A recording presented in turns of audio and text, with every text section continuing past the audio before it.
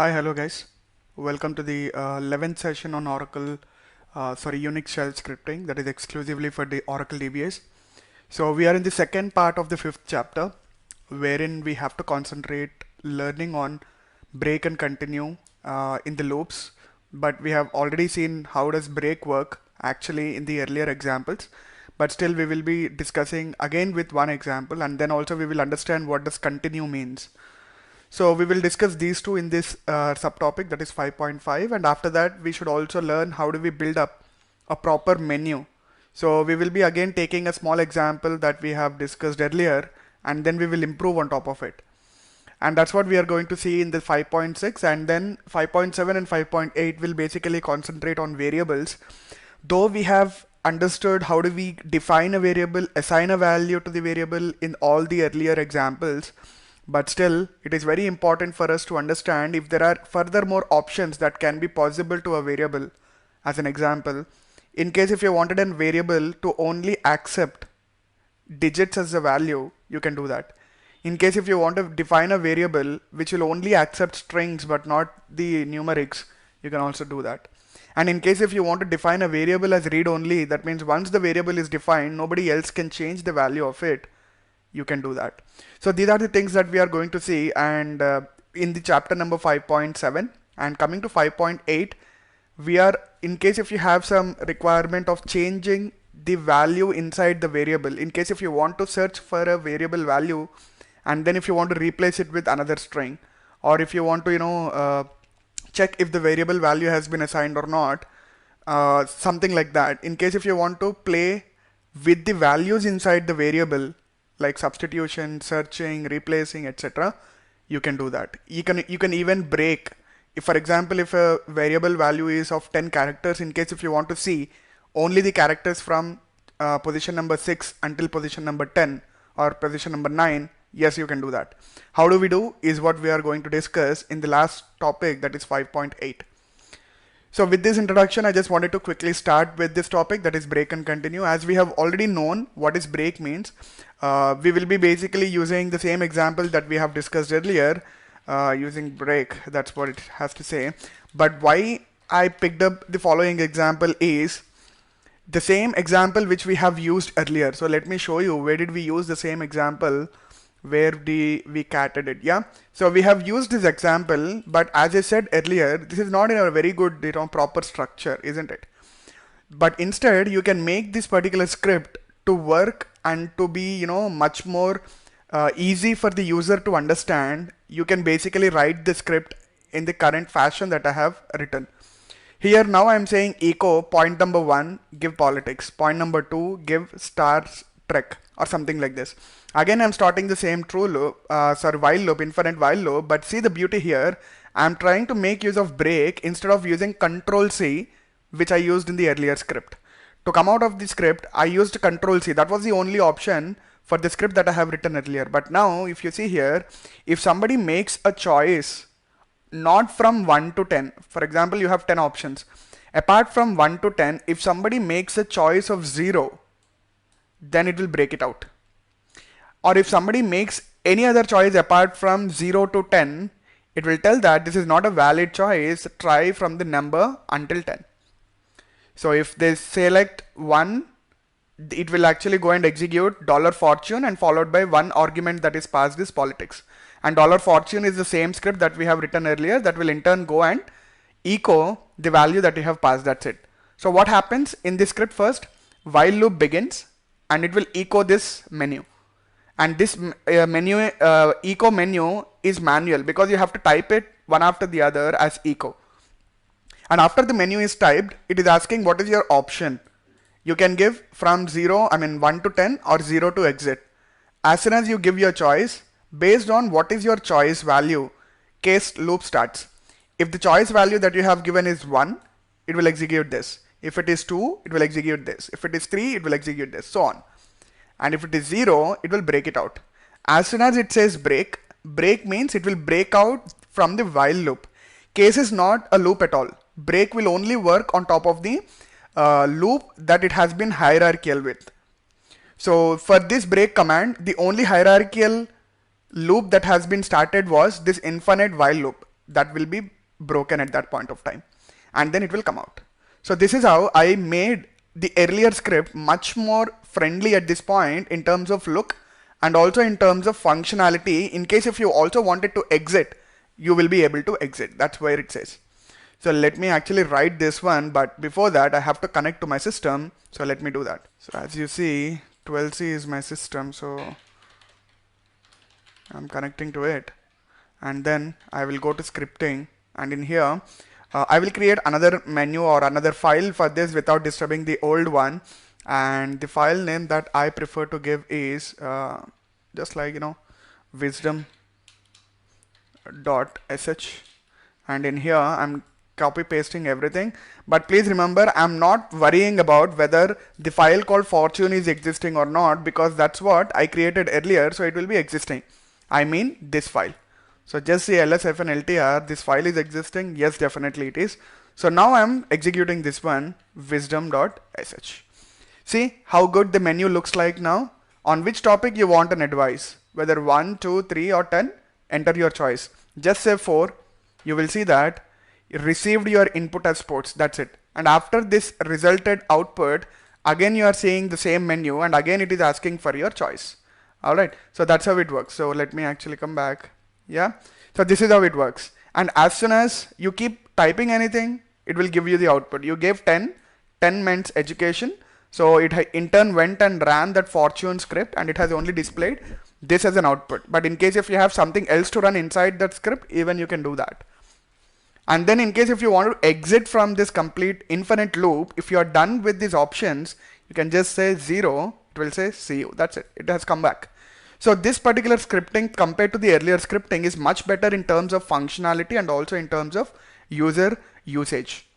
This is how you can make your scripting much more friendly. So that's the reason what I am doing. If you have observed carefully from the earlier and from the sessions which we started, I have been slowly pulling your legs to the top of the staircase. So we have been started with very basics, and then we have been implementing loops, variables, shells, and then so on and so on. Alright, so grep, sed, awk, whatnot. We have been using everything, pipe. So I'm trying to make sure that you guys are climbing the steps slowly and very carefully, but at every step I expect you guys to practice a lot, so that every step that you actually climb will be very easy, letting you learn the new topics rather than the old topics if you leave the practice. Okay, so now let us come back to this. That's what this one break says. So we understood the break. So now it's time to actually understand what is continue. So the continue statement resumes iteration of an enclosing for while, until or select loop. So all these are loops actually. Select is also a loop. Select is basically used to define a menu automatically. Here we have seen the menu has been drawn manually by writing echo, right? But instead you can basically write a menu automatically using select. So how is that done? Definitely we are going to see, but let us continue to understand continue actually. So when used in a for loop, the controlling variable takes on the value of the next element in the list. When used in the while or until construct, on the other hand, execution resumes with test command at the end, at the top of the loop. What does it mean is, let me show you something interesting here. To let you understand this continue build, I have created 3 files, with one with all lower cases, another one with 2 uppercases, and this one with 1 uppercase. So I'm creating 3 files with names as uppercases in it. Alright, so let me show you. The names are as it is I gave. There is 1 uppercase yes, here yes and t both are uppercase, here everything is lowercase. Alright, so now I'm writing a script which will find if there is an uppercase in the name, then continue with the for loop. That means if it doesn't find any uppercase in the name of the files, then it will not go and execute these commands at all. That's what it means. I'm saying that if in the condition, check this one, only if this is true, then continue. That means if this condition is false, then it has to disconnect from there. Alright, so now it is saying that if something is not in uppercase, so I am showing you that, and I mean first of all I'm giving a variable called name, list of files that it has to process. So the list of files are these files, isn't it? Now I'm writing a script like rename dot sh, and in here I'm writing a script like this, which will basically continue only when it finds uppercase in this script. So that's how this script works. That's the reason where your continue commands will basically work. Now I'm running this with bash rename. Now if you see, new name for uppercase S uppercase T has become lowercase s lowercase t, and new name for test3 with uppercase S has become all lowercase. Now with this particular script, what I did was I skipped test1.log. See here, that's what it is happening. It only renamed test2 and test3 because test1 should not be processed because the name itself completely is in lowercase. Why should you worry about test1? It should only process test2 and test3, isn't it? This is where you will get, or you can make use of your clause called continue. So continue will be basically helping you to verify for a condition, and only when the condition falls true, then it will allow you to go into the loop. If the condition is false, it will break, it will break out of the loop. That's how it is. It doesn't actually process that file. This is only with the example for loop, but as I said here, it can also work little different in while loop and until loop, but wherever it comes into the play, you can basically test then and there, and then you can start using continue wherever applicable.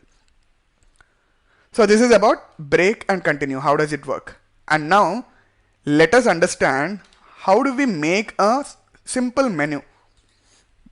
So as you see here, select is the constraint, or you can call select is the loop where you have to say word in the list and then do respective commands according to the word. So now let me actually read this out so that you better understand it very easily, and then with this simple example you will be definitely understanding how simple select command is to help you to build a very simple menu for you. So let me first of all read this aloud, and then it will help you to understand it better. So the select construct allows easy menu generation. So it is only used to generate a menu for you. So that means it will make sure that it gives numbers for each and every option. Number 1, option number 1. Number 2, option number 2. Number 3, option number 3. Those options are something that you specify in the list here. But writing them in a proper menu format is what your select will take care of. And after writing them, it will also allow you to give your respective commands so that you can act according to the option that people will select out of this list. Whether it is option number 2, 3, 4, 5 or 6, you can capture those options and then you can do your commands here. Now let me explain this syntax. List is expanded here first, generating a list of items. The expansion is printed to a standard error. Each item is preceded by a number, because menus is always in the form of a number list, right? If in list is not present, the positional parameters are printed as if in $@ would have been specified. List is only printed once. That means whatever you list give, it will be printed only once, just like $@ that we have discussed earlier. Upon printing all the items, the PS3 prompt is printed and one line from standard input is read. That means after the menu is printed by the select statement, it will basically wait for the user to give the input. So once user gives the input out of this list, it will read that input to a variable. If this line consists of the number corresponding to one of the items, the value of word is set to that name of that item. But if the line is empty, the items and PS3 prompt are displayed again. That means in the menu, if there are only 10 options, if you are typing 11, the same menu will be automatically displayed again. If you are typing 12, it will be automatically displayed. But if you give 2, then whatever value is there for the second option, that value will be assigned to the variable. And if an end of the file character is read, then the loop exits. Since most users don't have a clue which key combination is used for end of sequence, it is more user friendly to have a break command as one of the items. So as soon as you capture something, you wanted to execute something, make sure you break it, else your select statement will not actually break out of the loop. So how does this, whatever I said, will basically work? I will tell you with the help of a small example. So I'm trying to create a basic select.sh. It's a basic select, but after writing it, I'll try to explain what does it do exactly. So just say cat select. So what is that I'm trying to do is, first thing, as soon as you run it, it will say this script can make any of the files in this directory private. That means I'm changing the permissions of every file, whatever file you select, to 700. That means only I can read, write, execute, but nobody else. And now in the select, I'm just saying a variable name in star. That means in the current directory, pull everything into the menu. And in this, you are do, and then you are saying, after the select statement basically is displaying the menu, you select one thing. After you select something, then you are saying to display what I have selected, and then also change the permission of that file to 700. That's it. So as soon as you say select and do, first of all, menu is displayed and it will prompt you for the input. After you give the input, then this set of commands will be executed, and because you did not say break, again the loop gets continued. Shall we see that? Let's see. Bash select, but before that, let me drag this menu so that you see better number of options than minimum. So yeah, so I increased it. Now you see, this is the beauty. See, first two lines are always displayed because that is a part of the script, but before the select loop, right? But after that, it is saying it has automatically wrote all the files in the current directory, and it has shown you in the form of a menu. And it is asking you what is the input, whether it is 12th file or 15th file to which you wanted to change the permissions. I'm telling that change the permissions to the file name called, let me tell you, file name called wait.sh. So that means I have to give 39. So as soon as I say 39, you picked wait.sh 39. It is now accessible only to you because I made chmod 700. But did you observe carefully? Again, it has come back to the select loop because I did not break it here, right? In case if I want to break it, I have to use Control C here. And as I said in the basics of menu, if you use some number which is not there in the list at all, that is 42, it will again say that no such file or directory, and the same menu is, it will be keep asking for your input. This is what, this is how select will work. Select is something which will help you to draw the menu very, very easily for the options that you have got. Alright, to come out of this loop, as I said, because I did not use break, I have to use Control C. Now, because of this reason, I have redefined the same script in a better format again. That's what the next example. So I have improved the menu experience than above. So what is that I used? I used, instead of just, as I show you, instead of just hash and question mark, people might not know whether they have to pass the input as 1 to 41 or directly the file name. They might not be knowing that, right? So that's the reason I can pass in my own message, whatever you wanted to pass, just like your choice in file number format. So in case if you have something like this, then people will give that. As soon as they give it, you are running that input to a case statement. In the case statement, you are checking whether somebody wants to exit. That means, see here, I'm trying to first of all create a file with quit this program. I feel safe now. That means even this file will be created, and that will be in the list also. So let me show you. So yeah, I'm removing the file again after the complete execution. So now you will see the difference. vi menu2.sh. So in here, I'm writing this script with a better case loops and all. Now if I say bash menu2.sh, see here, the list is very good, right? Now it is in the proper format, and not only in the proper format, you also have another file created in this location saying that quit this program. In case if you want to quit, you can directly say 26. And see here, your choice in file number. It is clear, right? Instead of just hash and question mark that you used earlier, that will not tell the user whether they have to give the direct file name or the number. Instead, you can say what is your choice in the file number. Now if I say 27, definitely it will type rename.sh, that's it. And again the loop continues. But once I give 26, because in the case loop, I said if somebody selects this one, just quit them. How did I give that? Let me show you here so that you understand what did I do. I said when somebody selects an option called quit, that means if they select this particular file, just break it off. Because I used break it off, this select statement loop, which was unlimited by default, or yes, it is unlimited and infinite loop by default, has been has been broken only after you select quit. Until you select quit, the loop will keep continuing and it will keep asking your choice. Alright, so the variable name should be definitely PS3. You cannot have any other variable names to be as a part of your select choice. So if you want a user defined choice sentence to be created, the variable value should be PS3. This is how select will work. Hope you understood it better.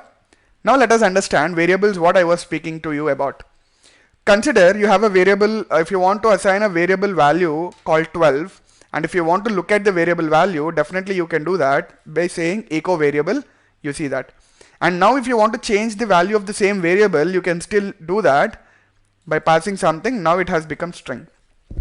This is what we have seen so far earlier, right? But now in case if you have certain limitations on it, something like this, say here, sorry for that.